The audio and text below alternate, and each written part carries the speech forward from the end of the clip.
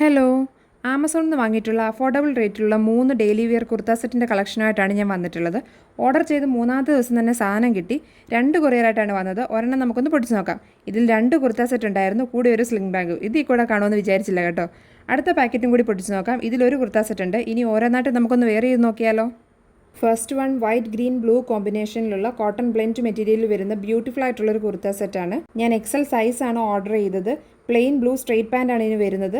നെക്കിൽ white lace കൊടുത്തിട്ടുണ്ട്. പാൻറ്റിൻ്റെ one side pocket ഉണ്ട്. 489 രൂപയാണ് ഇതിന് വില വരുന്നത്.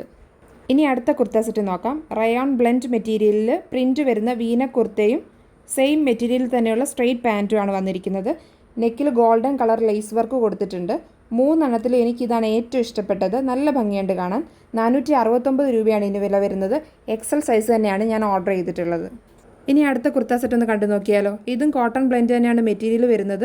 ഒരു കോളർ ടൈപ്പ് കുർത്തയും പ്ലാസോ പാൻറ്റുമാണ് വന്നിട്ടുള്ളത്. എക്സൽ സൈസ് തന്നെയാണ് ഞാൻ ഓർഡർ ചെയ്തിട്ടുള്ളത്. 469 രൂപയാണ് ഇതിന് വില വരുന്നത്.